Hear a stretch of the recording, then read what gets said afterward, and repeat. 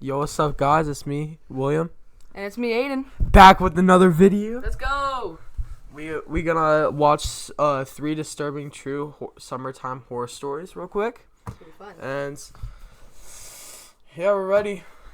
Alright, Alright, let's let's go. Alright, let's do it. Let's go. go. I'm 18 years old, going to be a freshman in college this September. This past July, my friend Miranda held a pool party in our backyard as a sort of graduation party, minus any of her family being around because her parents were away. She often has the house to herself, so her parents' house is the go-to spot for a lot of hangouts. She invited like 100 people from our grade. There had to be upwards of 150 people there at the night's peak. I was one of the first to show up with my friend Jonah because we're close with Miranda, so we wanted to help out a little bit. By the time people started showing up, everyone congregated slowly from the kitchen and living room to outside in the backyard by the pool. Some people brought their bathing suits and jumped into the pool. Others just jumped in their underwear. And then of course most others just stood around the pool.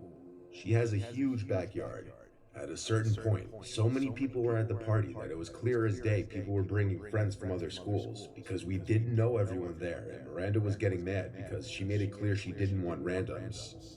In fact, unfamiliar people seemed to be just barging through the gate, not even accompanied with people from our school or grade. There wasn't much we could do though. The party was already too crazy to easily control. Miranda did throw in our class group chat not to bring any more randoms or they'd be asked to leave. The problem seemed to slow down after that. At around 1 a.m., police came to the house and had to shut down the party due to multiple complaints from neighbors. So the music was turned off, and 99% of the guests were asked to leave.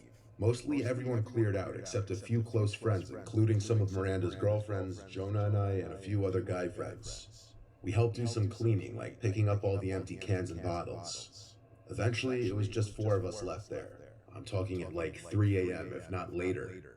Since it was hot outside, we migrated to the inside of the house in the air conditioning, where we were just chilling in the living room continuing to drink. Then we all heard a distinct crack from upstairs, and we went silent. Miranda was the first to ask what was that, as we all looked at each other with these wide-eyed, half-laughing, half-freaked-out faces. Jonah and I laughed, teasing Miranda that someone was upstairs in her room, and she begged us to stop and check it out. So we did. We went upstairs to Miranda's room. It was clear. We then went to the guest room that used to be her older brother's room, and we found one of our friends, Steve, passed out in the bed. We went downstairs to tell her that Steve was upstairs and knocked out. I guess that gave her a sigh of relief. Looking back, that didn't much explain a sound coming from upstairs if he was knocked out in bed, though. But we weren't exactly the most coherent at that moment. Eventually, Miranda and her friend Mel went to sleep in her room. Jonah fell asleep on the couch. I went to her parents' bed. None of us were okay to drive anywhere.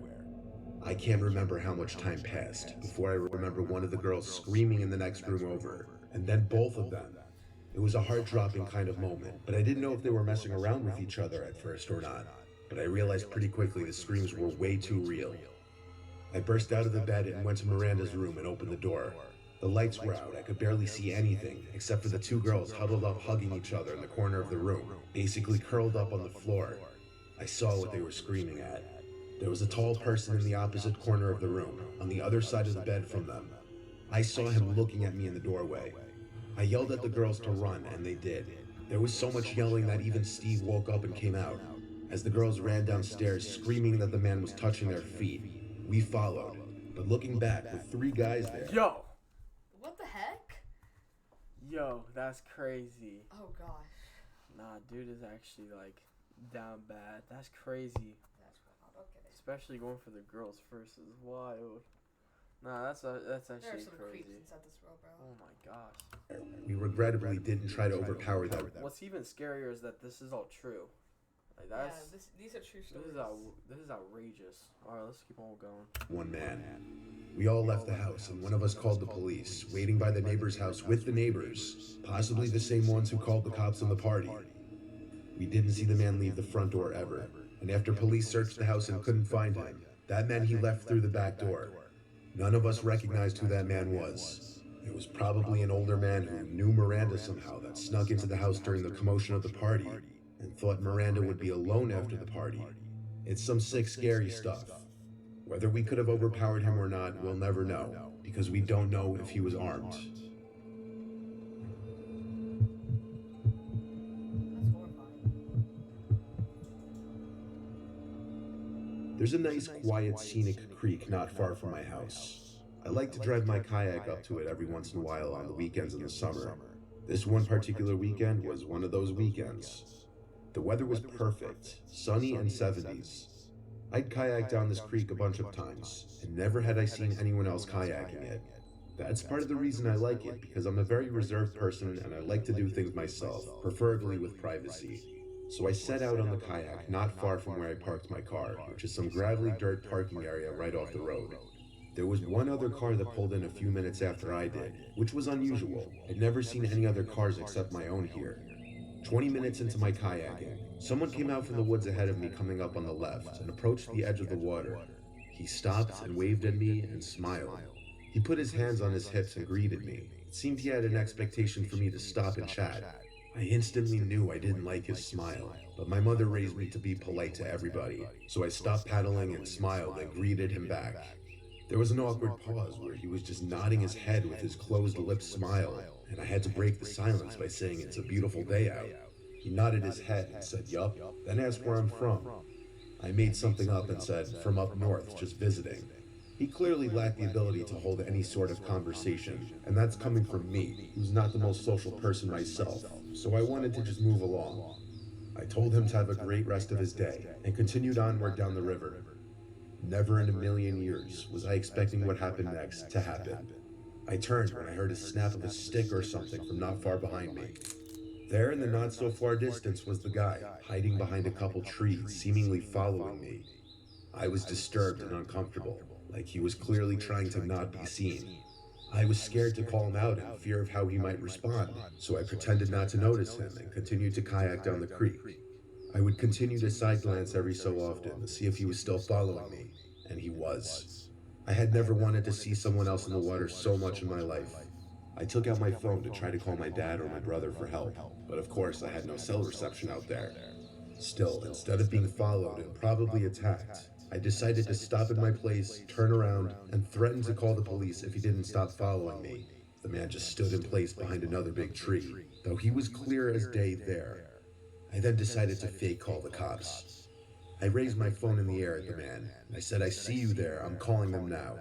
I then proceeded to fake a phone call, pretending like I'm talking to the police.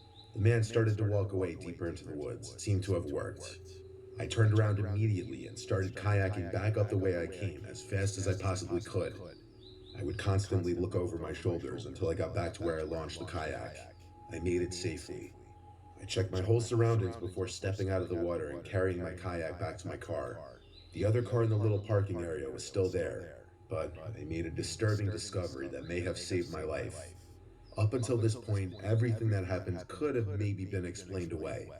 However, I noticed broken glass near the back of my car, and the back passenger side window wasn't there anymore. It had been shattered. I didn't step 1 foot closer to my car. I stayed hidden in the woods and checked if I had bars now that I was closer to the road. I did, and I called 911 successfully. I reported the whole incident and the broken window, and I stated I was scared I was still being followed. Waiting for the police to arrive felt like the longest, most tense moment of my life. It dragged on far too long, but when they pulled into the dirt area, I finally came out from the woods and waved at them. I pointed to the car, and 2 police officers came out and approached the car where they found him, the man from the woods, waiting in the back seat of my car, hiding, waiting for me to enter my car to grab me. It was beyond satisfying to see him arrested. He definitely wasn't smiling anymore. I looked at him, as it almost seemed like he was avoiding looking at me as he was taken to the police car. I'm happy the man was so stupid that he thought I wouldn't notice shattered glass all over the side of my car.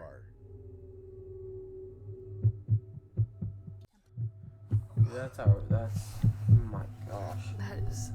What you're about to hear is something that will sound like it was straight from a horror movie, but it's absolutely true. Every summer, my friends and I go on a camping trip to a new location. It's a tradition we've had for years. One year, we chose a hiking trail in West Glacier, Montana. My friend Luke is a photographer, so he always likes to bring his camera equipment and get lots of nature shots. our first day there. The three of us did a lot of hiking and exploring, taking in the sights and allowing Luke to get a lot of shots. That first night there, nothing was out of the ordinary. We had 2 tents. I was alone in mine while the other 2 shared theirs. The next day, we did some fishing at a nearby river, and a few other things that aren't really that interesting to talk about. But that second night was where things got weird. The fire had just been put out, and we went to our respective tents. None of us had even fallen asleep yet when we started hearing sounds from out in the woods. It was very clearly a person's voice. It sounded like an older woman's voice. It kept getting louder and more clear every 10 seconds or so. I called over to my friend's tent right next to mine, asking if they heard that, and they called back saying yes. Someone was out there. The voice got so close and so clear that we could hear her saying hello. I was shaking in my socks. Maybe you might think we're bad people for not jumping to help an older woman who may have been stranded in the woods, but that just didn't seem right, and being in the middle of the woods at night hearing someone calling out hello is beyond terrifying. I heard footsteps approach the tent, then stop. The voice once again said hello, but it was right outside the tent this time, and now that it was this close, it didn't sound like a woman anymore. It sounded like a man trying to sound like a woman, raising the pitch in his voice. The person outside my tent suddenly started shaking the tent aggressively, and I freaked out and screamed, "What do you want?" My friend shouted to go away to the person. The shaking then stopped as suddenly as it started, and I heard the footsteps quickly hurry away. I waited a few moments before unzipping my tent and grabbing my sleeping bag to go to my friend's tent. Even those brief 5 seconds outside the tent, I felt like I was going to be grabbed at any moment. I felt safer as I was in the tent with them and not alone anymore. None of us knew what to think, but we all 3 agreed it didn't sound like an actual woman. It sounded like some creepy man pretending to be one to get us to let our guards down. The question was, why though? Was he carrying a weapon? Either way, we didn't think it was safe to get up and leave now. We agreed to leave first thing in the morning as soon as the sun would begin to rise. We also agreed that someone would need to stay awake at all times to keep watch, so we agreed to take turns sleeping. My friend Matt took the first shift, while Luke and I tried to sleep, which was hard to do after what just happened, especially when we'd keep thinking we were hearing footsteps surrounding the tent. Eventually though, after many tense hours, I managed to fall asleep out of pure exhaustion. I never woke up until morning time, because apparently Luke fell asleep on his shift, and we were all asleep by that point. We were happy the sun was up, so we packed our stuff and headed back to the truck. It was a long ride home, and during the drive, Luke was going through his camera looking at the shots that he got over the course of the 2 days there. The last 3 pictures, however, were not pictures that he took. There were 2 pictures taken of our campsite while it was still dark out. The third picture was taken inside of our tent, with all 3 of us asleep. Nothing was missing or stolen, strangely enough, and none of us were attacked in any way, yet it remains the most fucked up thing that has ever happened to any of us. Some random creep out in the woods stalking our tent and waiting for the right moment to enter our campsite, go through our stuff, sneak into our tent, and take a picture of all 3 of us, probably just to freak us out. And whoever it was, they accomplished their goal for sure. Wow. That is Dude, that's horrifying. crazy. Hey, if y'all want to, y'all can go check out Mr. Nightmare on YouTube. Pretty cool guy. Pretty cool guy. We actually watched a couple more videos of him before, and yeah, he's pretty cool. So hope y'all enjoyed the video. Like and subscribe. Yep, let's go. Hey, road to 1,000. Let's go. All right. See y'all. See you guys.